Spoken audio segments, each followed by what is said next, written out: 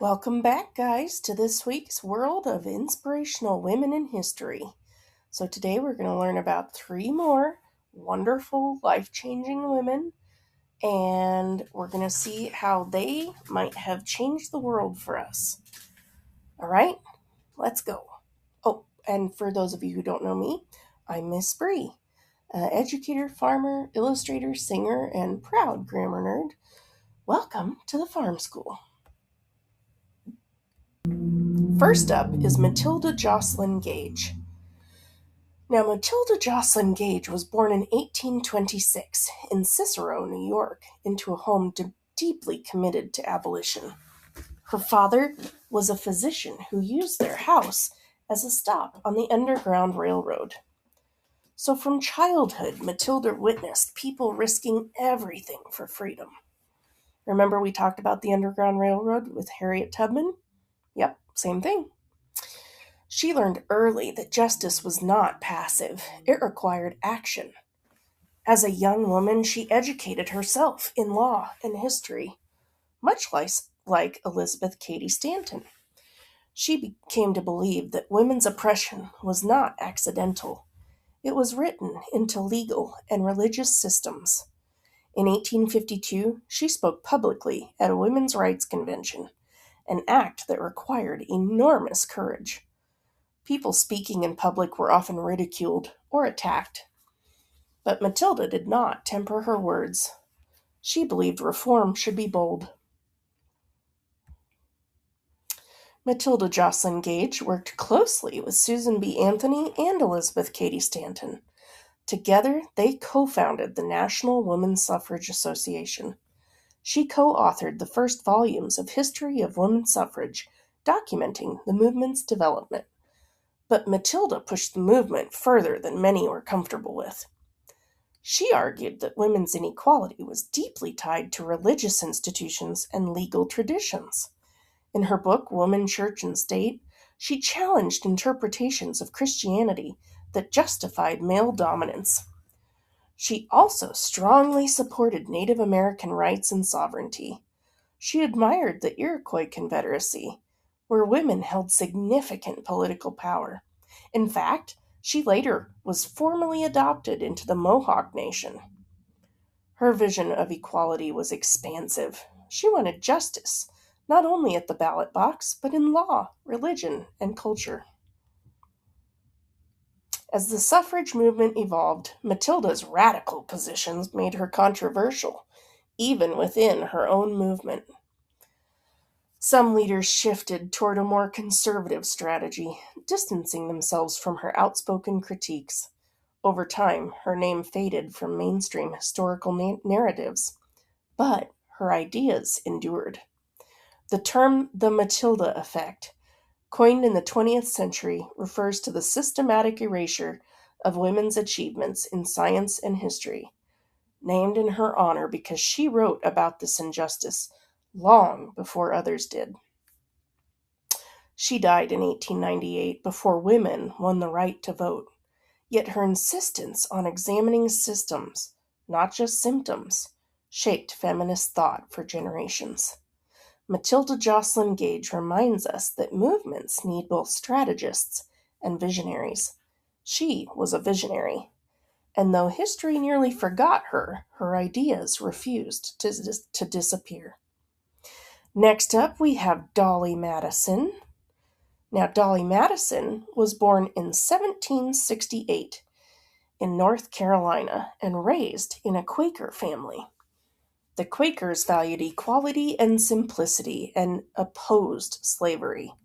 However, when her father's business failed, the family moved to Philadelphia, where Dolley entered a very different social world.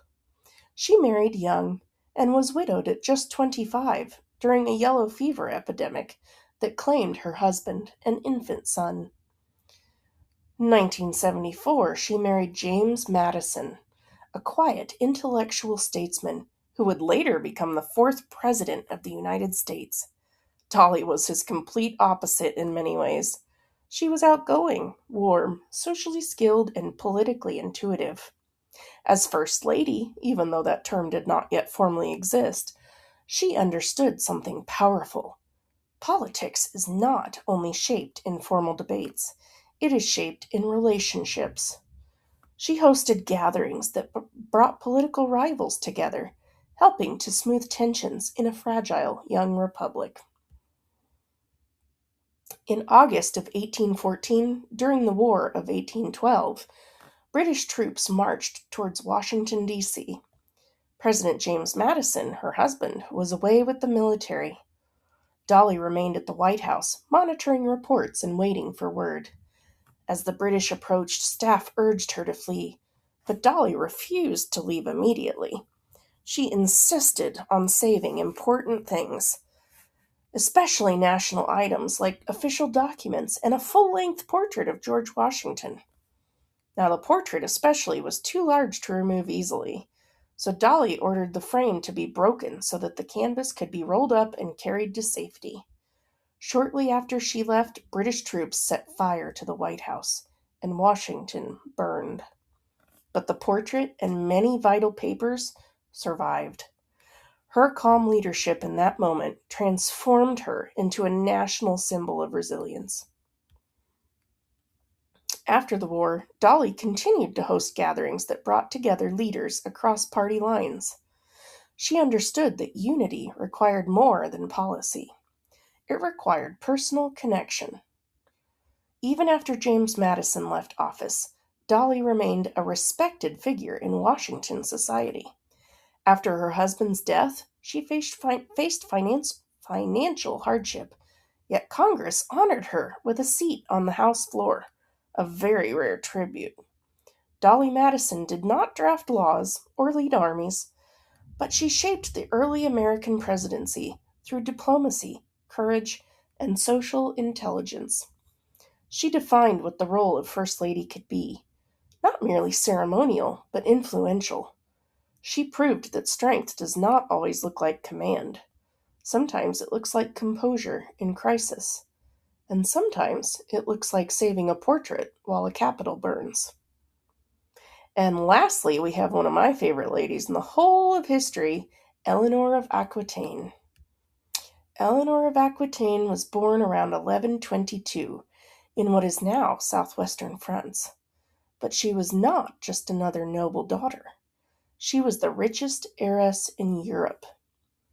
When her father died unexpectedly, Eleanor inherited the vast and powerful Duchy of Aquitaine, a region larger and wealthier than many kingdoms. At just 15 years old, she became one of the most sought-after women in Europe.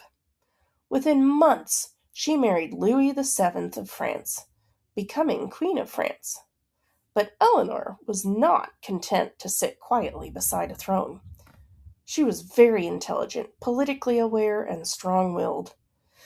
She accompanied Louis on the Second Crusade to the Holy Land, an extraordinary act for a queen in the 12th century. She even brought her own retinue of knights from Aquitaine. The marriage, however, did not last. After nearly 15 years and only daughters to show of it, 2 of them, the marriage was annulled, and Eleanor made a bold move. Just weeks later, she married Henry Plantagenet, who would soon become King Henry II of England. With that marriage, she became Queen of England, and her lands connected vast territories across France and England. She did not just marry power, she shaped it. Now, Eleanor and Henry II had 8 children, so she had 10 children total, including 2 future kings, Richard the Lionheart and King John.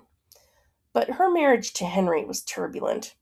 He was charismatic, brilliant, and fiercely controlling. Eleanor was equally intelligent and unwilling to be sidelined. As their sons grew, tensions exploded. In 1173, Eleanor supported her sons in a rebellion against their father, a stunning political gamble. The rebellion failed. Henry imprisoned her. For 16 years, Eleanor was held under guard in various castles across England. She was not tortured, but she was stripped of power and freedom. Many would have faded into history at that point, but not Eleanor. When Henry died in 1189, her son Richard I became king, and Eleanor was released. At nearly 70 years old, she stepped back into political life. When Richard left for the Third Crusade, Eleanor ruled England as regent in his absence. She managed political affairs, negotiated alliances, and even traveled across Europe to secure Richard's release when he was captured and held for ransom. Imagine that, a queen in her 70s riding a horse across dangerous terrain to rescue her son. After Richard's death, she ensured her youngest son, John, secured the throne. Eleanor spent her final years at the Abbey of Fontevraud, where she died in 1204 at approximately 82 years old, an extraordinary age for the medieval era.